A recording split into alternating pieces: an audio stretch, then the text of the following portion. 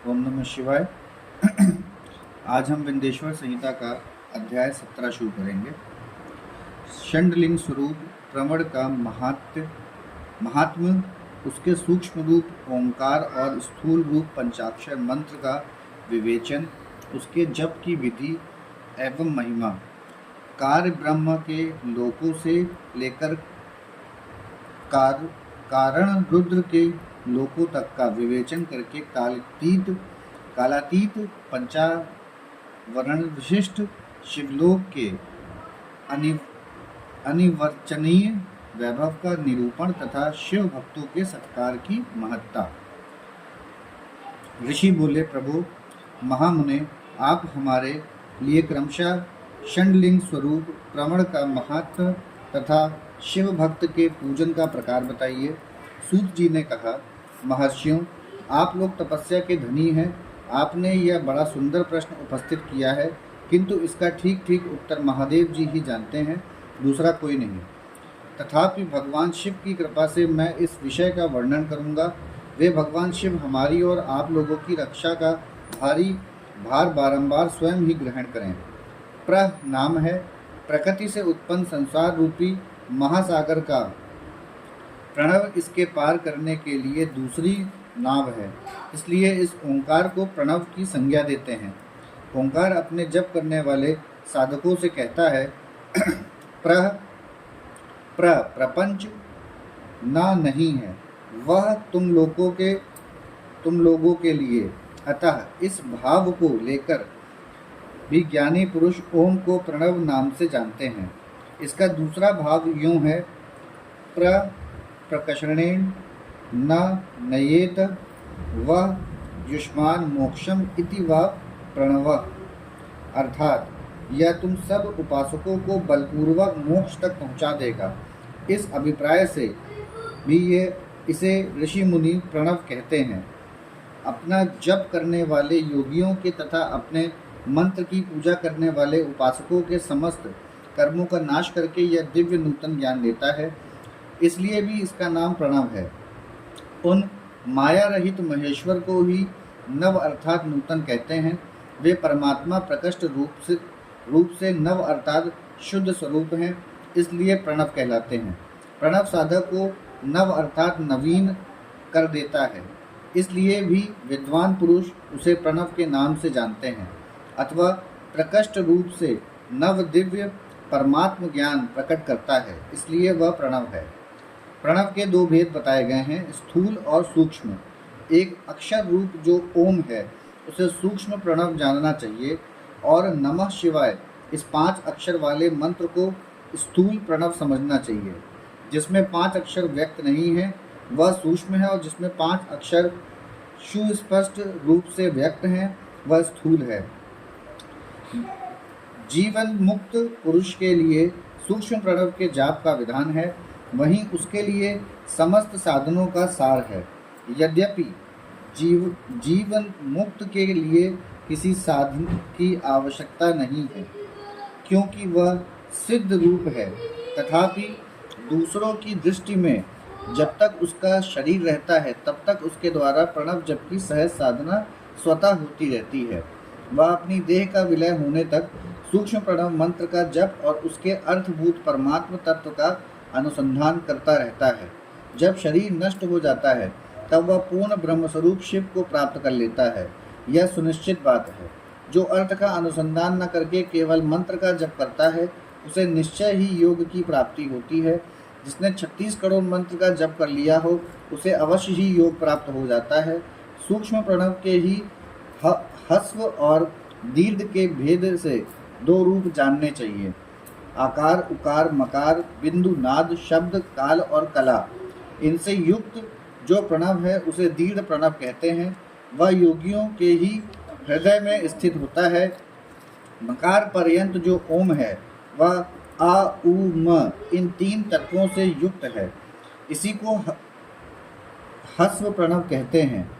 आ शिव है, उ शक्ति है और मकार इन दोनों की एकता है। वह त्रितत्व रूप है। ऐसा समझकर हस रूप प्रणव का जप करना चाहिए। जो अपने समस्त पापों का क्षय करना चाहते हैं उनके लिए इस हव्स प्रणव जप अत्यंत आवश्यक है। पृथ्वी, जल, तेज, वायु और आकाश ये 5 भूत तथा शब्द हैं, स्पर्श आदि इनके 5 विषय, ये सब मिलकर 10 वस्तुएं मनुष्यों की कामना के विषय हैं। इनकी आशा मन में लेकर जो कर्मों के अनुष्ठान में संलग्न होते हैं वे 10 प्रकार के पुरुष प्रवृत्त कहलाते हैं तथा जो निष्काम भाव से शास्त्र विहित कर्मों का अनुष्ठान करते हैं वे निर्वृत्त कहे गए हैं। प्रवृत्त पुरुषों को ह्रस्व प्रणव का ही जप करना चाहिए और निर्वृत्त पुरुषों को दीर्घ प्रणव का। देहातियों तथा अन्य मंत्रों के आदि में इच्छा अनुसार शब्द और कला से युक्त प्रणव का उच्चारण करना चाहिए। वेद के आदि में और दोनों संध्याओं की उपासना के समय भी ओंकार का उच्चारण करना चाहिए। प्रणव का 9 करोड़ जप करने से मनुष्य शुद्ध हो जाता है। फिर 9 करोड़ का जप करने से वह पृथ्वी तत्व पर विजय पा लेता है। तत्पश्चात पुनः 9 करोड़ का जप करके वह जल तत्व को जीत लेता है। पुनः 9 करोड़ जप से अग्नि तत्व पर विजय पाता है। तदंतर फिर 9 करोड़ का जप करके वह वायु तत्व पर विजयी होता है। फिर 9 करोड़ के जप से आकाश को अपने अधिकार में कर लेता है। इसी प्रकार 9 करोड़ का जप करके वह क्रमशः गंध, रस, रूप, स्पर्श और शब्द पर विजय पाता है। इसके बाद फिर 9 करोड़ का जप करके अहंकार को भी जीत लेता है। इस तरह 108 करोड़ प्रणव का जप करके उत्कृष्ट बोध को प्राप्त हुआ पुरुष शुद्ध योग का लाभ करता है। शुद्ध योग से युक्त होने पर वह जीवन मुक्त हो जाता है, इसमें संशय नहीं है। सदा प्रणव का जप और प्रणव रूपी शिव का ध्यान करते करते समाधि में स्थित हुआ महायोगी पुरुष साक्षात शिव ही है, इसमें संशय नहीं है। पहले अपने शरीर में प्रणव के ऋषि, छंद और देवता आदि का न्यास करके फिर जप आरंभ करना चाहिए। आकार आदि मात्र का वर्णों से युक्त प्रणव का अपने अंगों में न्यास करके मनुष्य ऋषि हो जाता है। मंत्रों के 10 विध संस्कार मात्र का न्यास तथा षंडव शोधन आदि के साथ संपूर्ण न्यास फल उसे प्राप्त हो जाता है। प्रवृत्ति तथा प्रवृत्ति निवृत्ति से मिश्रित भाव वाले पुरुष के लिए स्थूल प्रणव का जप ही अभीष्ट साधक होता है। क्रिया तप और जप के योग से शिव योगी 3 प्रकार के होते हैं, जो क्रमशः क्रिया योगी, तपोयोगी और जप योगी कहलाते हैं। जो धन आदि वैभव से पूजा सामग्री का संचय करके हाथ आदि अंगों से नमस्कार आदि क्रिया करते हुए इष्ट देव की पूजा में लगा रहता है, वह क्रिया योगी कहलाता है। पूजा में संलग्न रहकर जो परिमित भोजन करता, ब्रह्मा इंद्रियों को जीतकर वश में किए रहता और मन को भी वश में करके परद्रोह आदि से दूर रहता है, वह तपोयोगी कहलाता है। इन सभी सद्गुणों से युक्त होकर जो सदा शुद्ध भाव से रहता तथा समस्त काम आदि दोषों से रहित हो शांति चित्त से निरंतर जप किया करता है, उसे महात्मा पुरुष जप योगी मानते हैं। जो मनुष्य 16 प्रकार के उपचारों से शिवयोगी महात्माओं की पूजा करता है, वह शुद्ध होकर सालोक्य आदि के क्रम से उत्तरोत्तर उत्कृष्ट मुक्ति को प्राप्त कर लेता है। द्विजों, अब मैं जप योग का वर्णन करता हूँ, तुम सब लोग ध्यान देकर सुनो। तपस्या करने वाले के लिए जप का उपदेश किया गया है, क्योंकि वह जप करते करते अपने आप को सर्वथा शुद्ध कर लेता है। ब्राह्मणों, पहले नमः पद हो, उसके बाद चतुर्थी विभक्ति में शिव शब्द हो तो पंचतत्व नामक नमः शिवाय मंत्र होता है। इसे शिव पंचाक्षर कहते हैं। यह स्थूल प्रणव रूप है। इसे पंचाक्षर के जप से ही मनुष्य संपूर्ण सिद्धियों को प्राप्त कर लेता है। पंचाक्षर मंत्र के आदि में ओंकार लगाकर ही सदा उसका जप करना चाहिए। द्विजों, गुरु के मुख से पंचाक्षर मंत्र का उपदेश पाकर जहाँ सुखपूर्वक निवास किया जा सके, ऐसी उत्तम भूमि पर महीने के पूर्व पक्ष में आरंभ करके कृष्ण पक्ष की चतुर्दशी निरंतर जप करता रहे। माघ और भादो के महीने अपना विशिष्ट महत्व रखते हैं। यह समय सब समयों से उत्तमम माना गया है। साधक को चाहिए कि वह प्रतिदिन एक बार परिमित भोजन करे, मौन रहे, इंद्रियों को वश में रखे, अपने स्वामी एवं माता पिता की नित्य सेवा करे। इस नियम से रहकर जप करने वाला पुरुष एक सहस्त्र जप से ही शुद्ध हो जाता है, अन्यथा वह ऋणी होता है। भगवान शिव का निरंतर चिंतन करते हुए पंचाक्षर मंत्र का 5 लाख जप करे। जप काल में इस प्रकार ध्यान करे, कल्याण दाता भगवान शिव कमल के आसन पर विराजमान है। उनका मस्तक श्री गंगा जी तथा चंद्रमा की कला से सुशोभित है। उनकी बाईं जांघ पर आदिशक्ति भगवती उमा बैठी हैं। वहां खड़े हुए बड़े बड़े गण भगवान शिव की शोभा बढ़ा रहे हैं। महादेव जी अपने 4 हाथों में मृग मुद्रा, टंग तथा वर एवं अभय की मुद्राएं धारण किए हुए हैं। इस प्रकार सदा सब पर अनुग्रह करने वाले भगवान सदाशिव का बारंबार स्मरण करते हुए हृदय अथवा सूर्यमंडल में पहले उनकी मानसिक पूजा करके फिर पूर्वाभिमुख हो पूर्वोत्तक पंचाक्षरी विद्या का जप करें। उन दिनों साधक सदा शुद्ध कर्म ही करे। जबकि समाप्ति के दिन कृष्ण पक्ष की चतुर्दशी को प्रातःकाल नित्य कर्म करके शुद्ध एवं सुंदर स्थान में शौच संतोषादि नियमों से युक्त हो शुद्ध हृदय से पंचाक्षर मंत्र का 12 सहस्त्र जप करें। तत्पश्चात 5 सपत्निक ब्राह्मणों का जो श्रेष्ठ एवं शिवभक्त हो वरण करें। इनके अतिरिक्त एक श्रेष्ठ आचार्य प्रवर का भी वरण करे और उसे सांब सदाशिव का स्वरूप समझे। ईशान, तत्पुरुष, अघोर, वामदेव तथा खद्योजात इन 5 के प्रतीक स्वरूप 5 ही श्रेष्ठ और शिवभक्त ब्राह्मणों का वरण करने के पश्चात पूजन सामग्री को एकत्र करके भगवान शिव का पूजन आरंभ करें। विधि पूर्वक शिव की पूजा संपन्न करके होम आरंभ करें। अपने गृहसूत्र अनुसार सुखांत कर्म करके अर्थात परिसमूहन, उपलेपन, उल्लेखन, मृद उदाहरण और अभ्युक्षण इन 5 भू संस्कारों के पश्चात वेदी पर स्वामीमुख अग्नि को स्थापित करके कुशकंडिका के अनंतर प्रज्वलित अग्नि में आज्य भागांत आहुति देकर प्रस्तुत होम का कार्य आरंभ करें। कपिला गाय के घी से 11, 101 अथवा 1001 आहुतियाँ स्वयं ही दें अथवा विद्वान पुरुष शिव भक्त ब्राह्मणों से 108 आहुतियाँ दिलाए। होम कर्म समाप्त होने पर गुरु को दक्षिणा के रूप में एक गाय और बैल देने चाहिए। ईशान आदि के प्रतीक रूप जिन 5 ब्राह्मणों का वर्ण किया गया हो उनको ईशान आदि का स्वरूप ही समझें तथा आचार्य को सांब सदाशिव का स्वरूप माने। इसी भावना के साथ उन सबके चरण धोएं और उनके चरणों से अपने मस्तक को सींचें।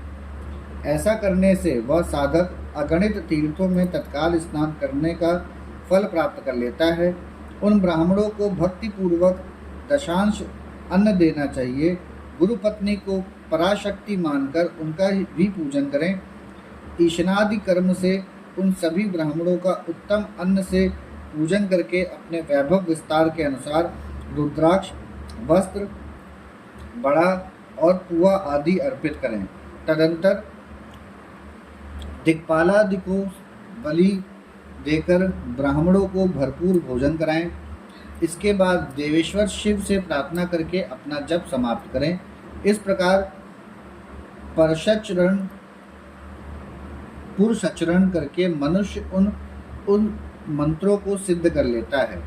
फिर 5 लाख जप करने से समस्त पापों का नाश हो जाता है। तदंतर पुनः 5 लाख जप करने पर अतल से लेकर सत्यलोक तक 14 भुवनों पर क्रमशः अधिकार प्राप्त हो जाता है। यदि अनुष्ठान पूर्ण होने के पहले बीच में ही साधक की मृत्यु हो जाए तो वह परलोक में उत्तम भोग भोगने के पश्चात पुनः पृथ्वी पर जन्म लेके पंचाक्षर मंत्र के जप का अनुष्ठान करता है। समस्त लोकों का ऐश्वर्य पाने के पश्चात वह मंत्रों को सिद्ध करने वाला पुरुष यदि पुनः 5 लाख जप करे तो उसे ब्रह्मा जी का सामीप्य प्राप्त होता है। पुनः 5 लाख जप करने से सारूप्य नामक ऐश्वर्य प्राप्त होता है। 100 लाख जप करने से वह साक्षात ब्रह्मा के समान हो जाता है। इस तरह कार्य ब्रह्मा का सायुज्य प्राप्त करके वह उस ब्रह्मा का प्रलय होने तक उस लोक में यथेष्ट भोग भोगता है। फिर दूसरे कल्प का आरंभ होने पर वह ब्रह्मा जी का पुत्र होता है। उस समय फिर तपस्या करके दिव्य तेज से प्रकाशित हो वह क्रमशः मुक्त हो जाता है। पृथ्वी आदि कार्य स्वरूप भूतों द्वारा पाताल से लेकर सत्यलोक पर्यंत ब्रह्मा जी के 14 लोक क्रमशः निर्मित हुए हैं। सत्यलोक से ऊपर क्षमालोक तक जो 14 भुवन हैं वे भगवान विष्णु के लोक हैं। क्षमालोक से ऊपर सुचली लोक पर्यंत 28 भुवन स्थित हैं।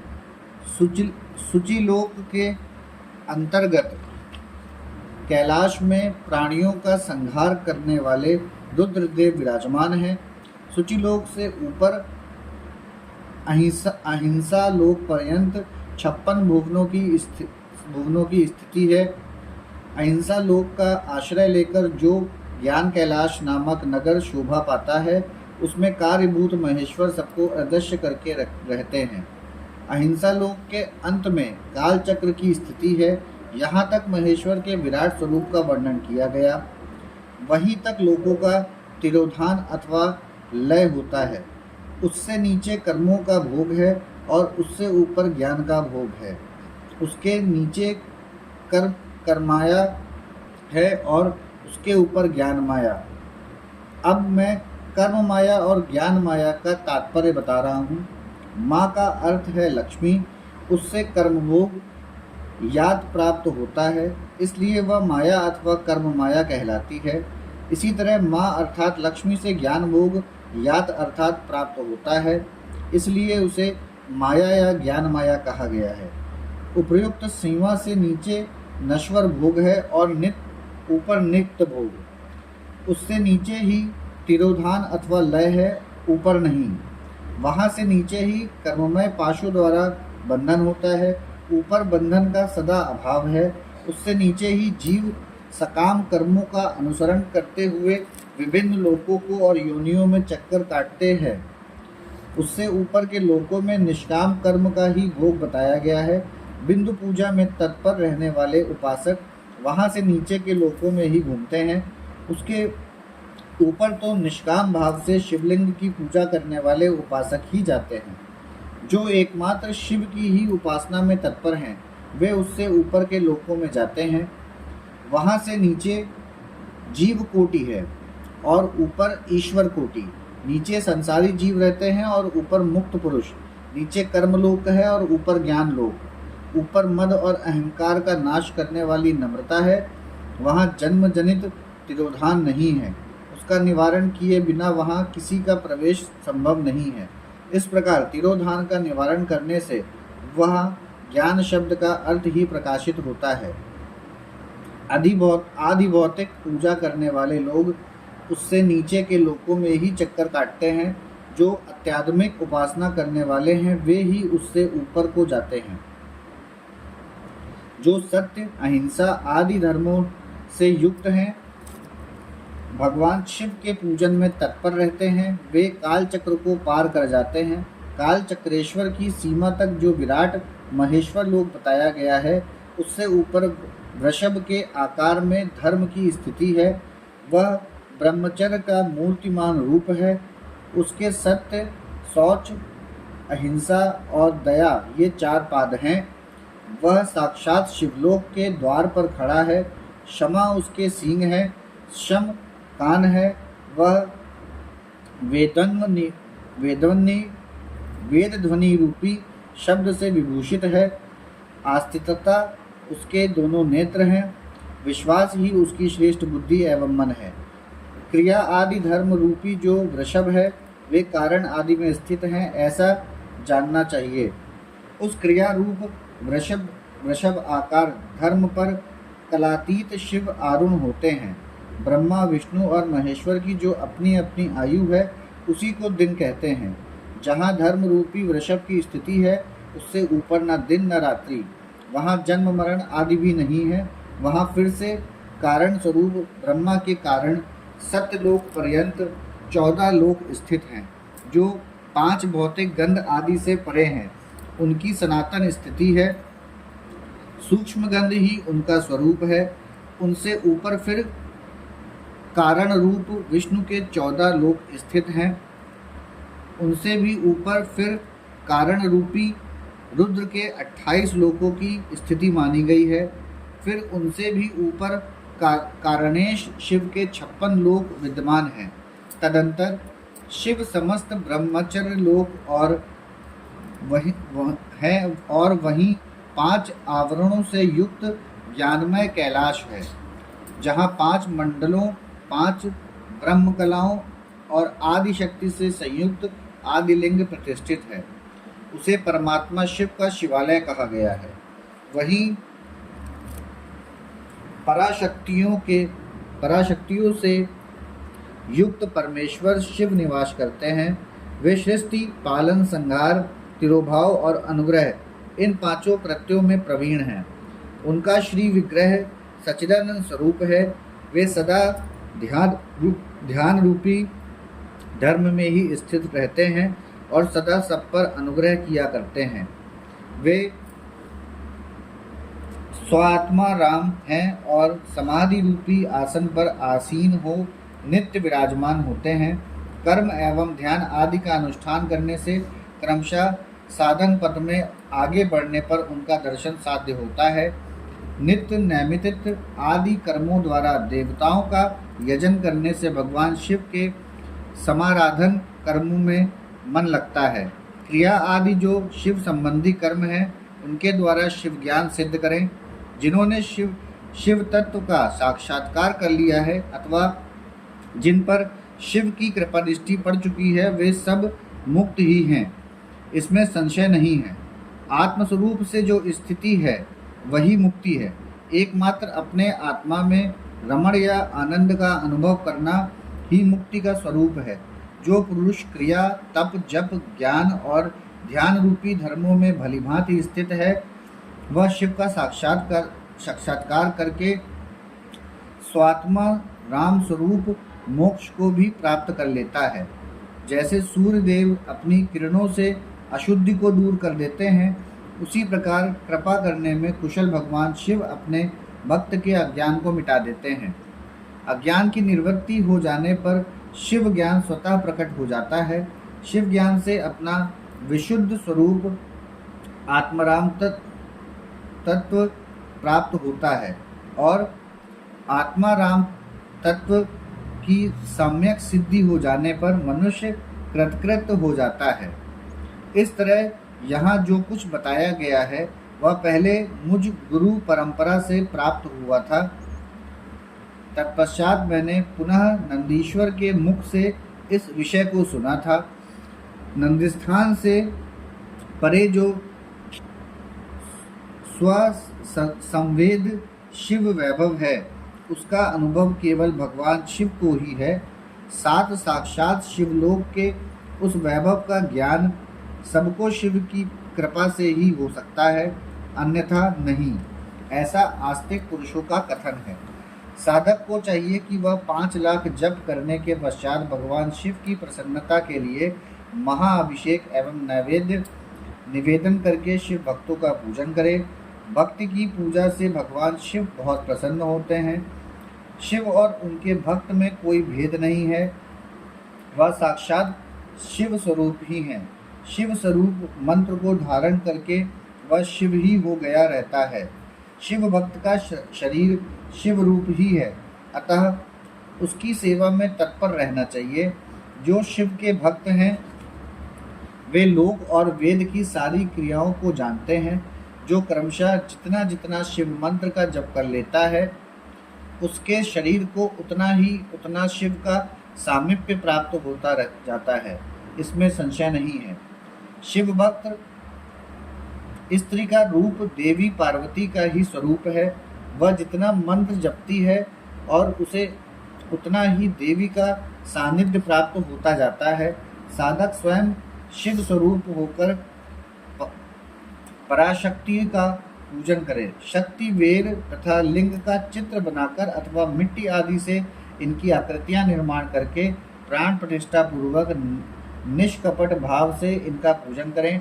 शिवलिंग को शिव मानकर अपने को शक्ति स्वरूप समझकर, शक्तिलिंग को देवी मानकर और अपने को शिवरूप समझकर, शिवलिंग को नाद रूप तथा शक्ति को बिंदु रूप मानकर परस्पर सटे हुए शक्तिलिंग और शिवलिंग के प्रति उप प्रधान और प्रधान की भावना रखते हुए जो शिव और शक्ति का पूजन करता है वह मूल स्वरूप की भावना करने के कारण शिव रूप ही है। शिव भक्त शिव मंत्र रूप होने के कारण शिव के ही स्वरूप है। जो 16 उपचारों से उनकी पूजा करता है उसे अभीष्ट वस्तु की प्राप्ति होती है। जो शिवलिंग उपासक शिव भक्त की सेवा आदि करके उसे आनंद प्रदान होता है। उस विद्वान पर भगवान शिव बड़े प्रसन्न होते हैं। 5, 10 या 100 सपत्नीक शिव भक्तों को बुलाकर भोजन आदि के द्वारा पत्नी सहित उनका सदैव सदा समादर करें।